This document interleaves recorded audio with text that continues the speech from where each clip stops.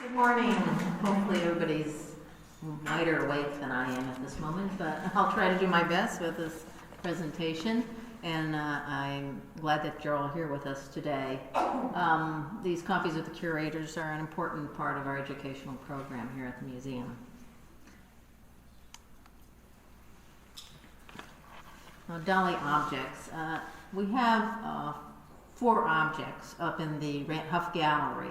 And I thought that maybe I would focus my talk on those particular objects, though Dalí created a lot of different surrealist objects over the year. The 4 that we have, which are from the early part of his life in surrealism as far as the 1930s, are extremely significant. I wanted to start out with telling you a little bit, and a lot of you already know this, but we'll start from the beginning because this is where the object sort of came about. Breton was the spokesman. He was a Frenchman, and he was a poet and writer, and also went to medical school. So he also studied a lot of things to do with psychology and psychiatry, and also the readings of Freud. And he became sort of the spokesman and founder for surrealism.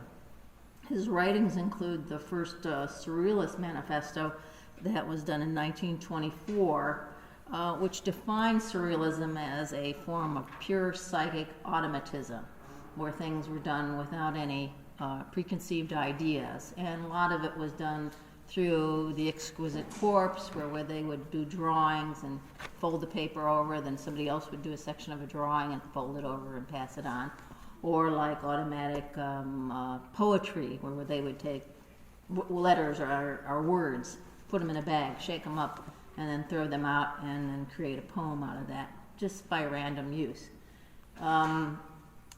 So the second manifesto, which was written by Breton too, was brought on in 1929 because surrealism underwent a crisis accumulating in personal, intellectual, and political conflicts that were growing within the group. And of course, you have all these artists together and other people that had different ideas about what direction surrealism was supposed to go into. And since it started out as mostly a literary movement, it started to draw the painters and the artists, such as Dalí, though he didn't join it until this period of time in 1929. The second manifesto, Surrealism, where he used that to reformulate what the group was about and what their goals were. He expelled several key members at that time of the original group and contemplated new directions. Breton placed a great emphasis on expanding surrealist visual activities.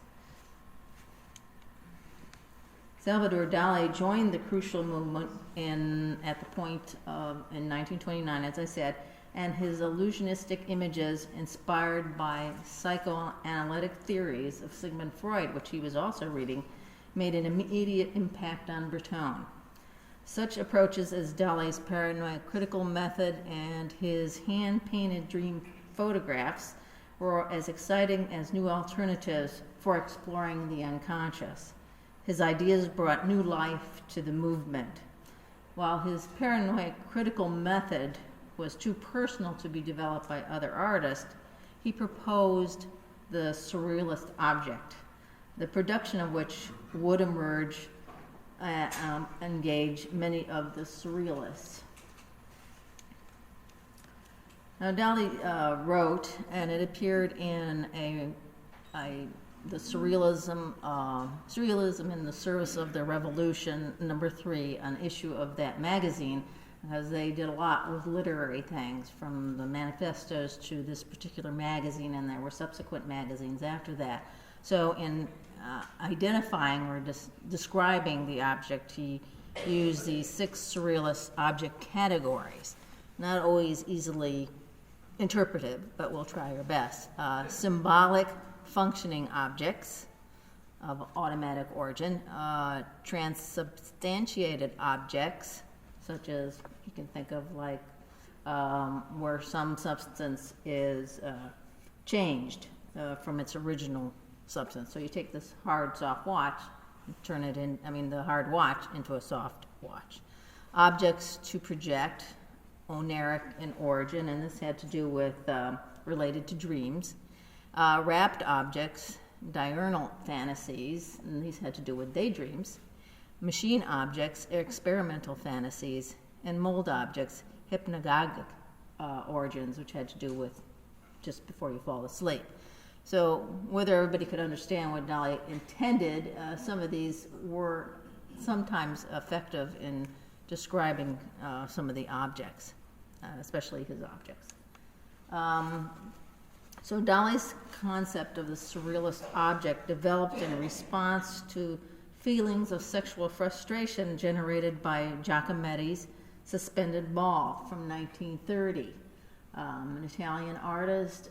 This particular object, you can touch the ball and it would go back and forth, but never touch that other object. So it was sort of like the unrequited love.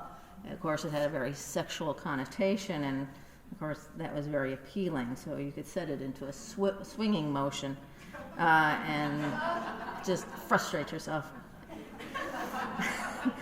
But Giacometti's work was still tied to the tradition of sculpture and the sense that it is constructed. Dalí encouraged the surrealists to engage in a collective production of new objects that would have a psychological rather than aesthetic dimension, avoiding traditional sculptural techniques as he's utilizing here. Another source that was insignificant to the surrealist object was inspired in Dada tradition, and Dadas such as Marcel Duchamp's bottle rack and Man Ray's object, which I love the title of this, The Object to be Destroyed by Man Ray. These were, they took objects that had a sort of a very banal kind of sense to them. The metrodome in this object was actually broken, but it did work as far as clicking back and forth, and you put a photograph of an eye on it. So, what its meaning and why it functioned that way was very intriguing. And you have to remember that many of these objects that were produced by these artists were either lost or destroyed completely. The objects that we have on display upstairs, some have been reconstituted. So through a permission of Dalí to have them done. So as we get to those objects, we'll talk more about that. So in another publication called Minotaur, Dalí wrote about the involuntary sculpture. He developed objects reflecting chance criteria, and Dalí called them involuntary. And Bersai, who was a Hungarian photographer who worked in Paris, who did some really wonderful photographs, he photographed these objects. A bus ticket, probably maybe some gum, some other objects that by lighting them in a certain way, he effectively made them into another kind of sculptural representation. So as subtle as they are, you might not be able to discern right away unless it was pointed out to you that they are just found objects in a sense. So this was part of this whole transition through the idea of the object. The Dalínian surrealist objects differ in regards to both Giacometti and Duchamp's method. It relies more on the juxtaposition of elements, which are more complicated and poetically balanced than spare and intellectually challenging, such as those earlier Dada works. The appeal of the surrealist object was it was an all-inclusive enterprise. Writers as well as visual artists could participate by creating surrealist objects, since the activity emphasizes the imagination over technical skill. I can think of one, Merit Oppenheimer, who was a woman surrealist, used a cup and then she lined it with fur. So at one moment it's a utilitarian object, but by lining it with fur, it makes it have a sexual element to it and also a disgusting element to it, because you can't think of drinking coffee out of a cup with fur lining. So we have 4 works in our collection. The scatological object functioning symbolically. There were 8 created because the original had been destroyed, and Max Cleric, a Frenchman, owned a gallery, and he had received permission from Dalí to produce an edition of these. So the original came from Gala's shoe. And of course the shoe and feet are always kind of a fetish element when you start reading psychoanalytic things. And so what is interesting about this thing, it has this sort of fragile quality. You think it's going to actually operate in some sort of way, and it has a combination of elements that sort of are not what you expect. So in our collection, the 4 works that we have is this one, the lobster telephone, the Aphrodisiac dinner jacket, and the Venus de Milo with furs, which are all on display. All of these, except for the dinner jacket, were purchased after we received the Morris collection, so it was purchased by the museum. In each work, Dalí recombines non-artistic objects to create an enigmatic new object, which invites erotic interpretations. In the psychoanalytic sense, fetishism is a pathological condition in which the fetish, unable to acknowledge an attraction for some threatening or forbidden object of desire, finds gratification by displacing the impulse onto an object or non-sexual body part. In Dalí's object, he undermines the familiar nature of such mundane objects, such as a phone, a shoe, a drawer, or a jacket, by combining them with such provocative items such as lobsters, sugar cubes, pubic hair, the Venus de Milo, and a series of shot glasses filled with creme de menthe and dead flies. In each case, Dalí produces an object that is not about artistic beauty, but rather about sexual obsession and psychological complexes. So this object is fragile and plays with balance and collapse. It has a sense of fulfillment and also of failure, which is acknowledged in the sense that it relates to desire that may come about. And also you have the desire to touch it and make it work. So it's a woman's shoe, which has supposedly this object here, This object here is supposed to represent a warm glass of milk and has been set in the center also alongside a soft paste, which is here, which is supposed to represent, because it's in the color of excrement, the mechanism consisting of dipping in the milk a sugar lump, which there is a drawing on the shoe, and these are the sugar lumps, and then the shoe is on there. And of course, you know, Dalí has used the high top shoe in some other original paintings that we have on display. So it appears here, so that dissolving the sugar consequently of the image on the shoe may be observed. Several accessories, pubic hair glued to the sugar cube, and the erotic little photograph. So we have pubic hair here, and then we have the erotic little image plastered on there, complete the object, which is accompanied by a box of spare sugar cubes so that you can do it many times over, and a special spoon for stirring lead pellets inside the shoe. So you have hanging down here on the string this lead pellet, and you can stir it with this little instrument here.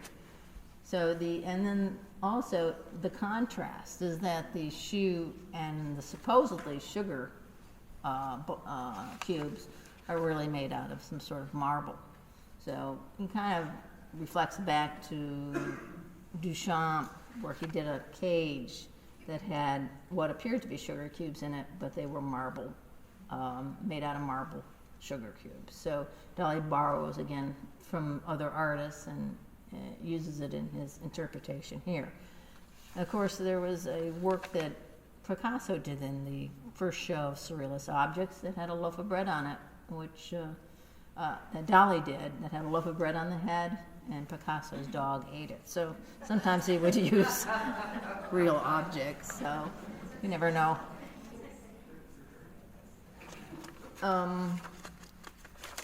As far as the shoe, and I just want to go back there for a second, because Dawn Addis, who I'm sure a lot of you have read and has written about Dalí and Surrealism for years, observed Dalí's Surrealist shoe seems more like a compendium of sexual references running from fetishism to pornography.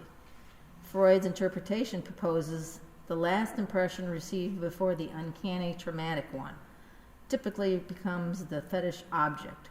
Thus, the foot or shoe owes its attraction as a fetish object.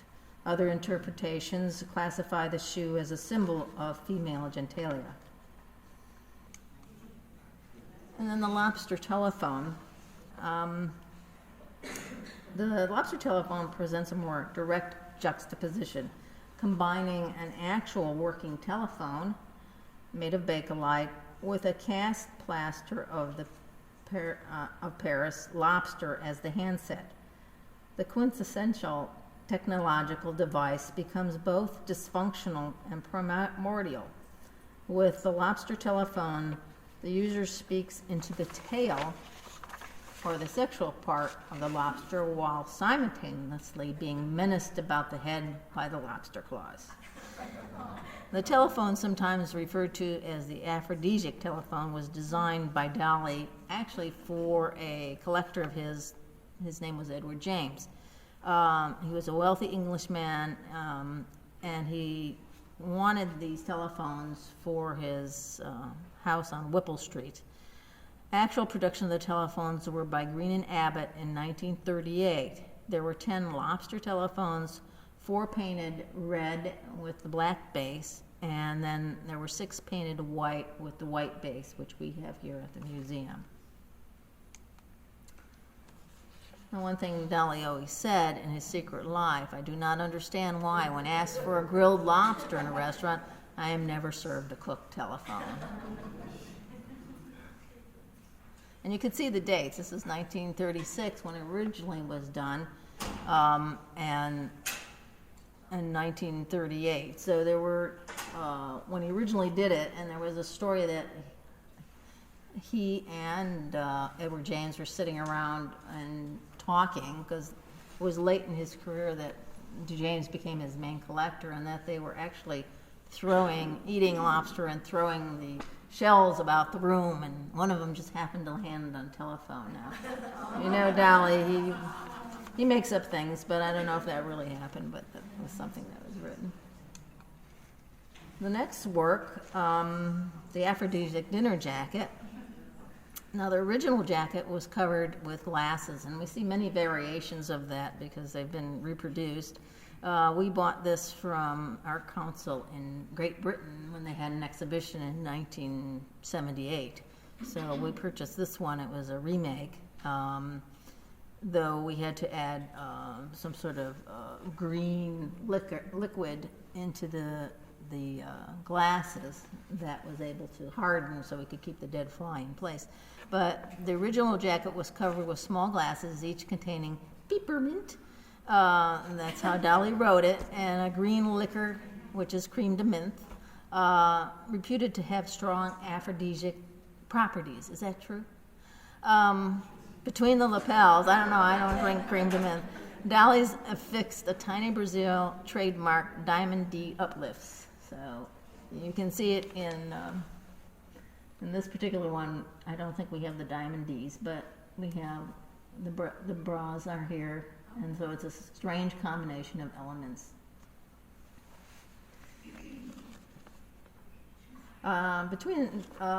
Dalí put this in the category of what he called his thinking machines, that would be suitable, he says that the jacket would be suitable for outings on evenings meteorologically calm but pregnant with human emotion, provided that the person wearing it were transported in a very powerful machine traveling very slowly in order not to upset the liqueurs.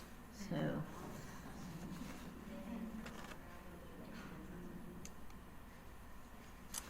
perhaps the most elegant of the Surrealist objects is the Venus de Milo with drawers from 1936. Inspired by the most famous antiquity at the Paris Louvre, the marble statue of Aphrodite from the 2nd century BC, known as the Venus de Milo. And we know Dalí has a really big fascination with Venus de Milo, as seen in the Elucidation Curator, to this very early work where he carved into a molded statue of the Venus de Milo in 1936 and created and cut out 6 drawers into the figure.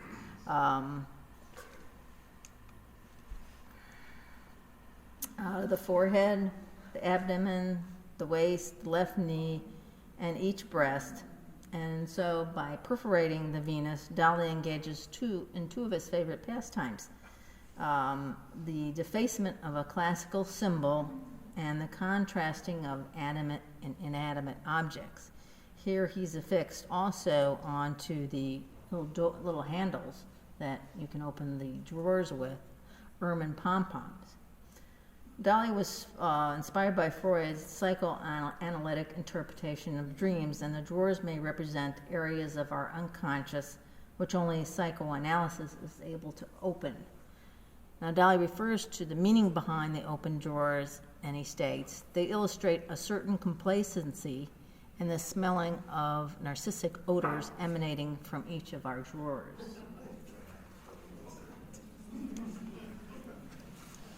In 1936, the various examples of Surrealist objects were presented at the Surrealist Exhibition of Objects held at the Charles Retton Gallery, May 22nd through the 29th. And this is some views of the exhibition. You can see the aphrodisiac dinner jacket. And Dalí also had another object in that show called Monument to Kant, but it was never found and has not been reproduced. So that one was lost. But there are other objects by the various other Surrealists, such as Miro, Magritte, Tanguy, and Man Ray. The Charles Retton exhibition marked the last major collective activity of the Surrealist object. While Dalí would continue to produce objects over the years and throughout his career, it seldom rivaled the inventiveness and perversity of his initial iconic works in the mid-1930s. So, thank you for coming today. Thank you.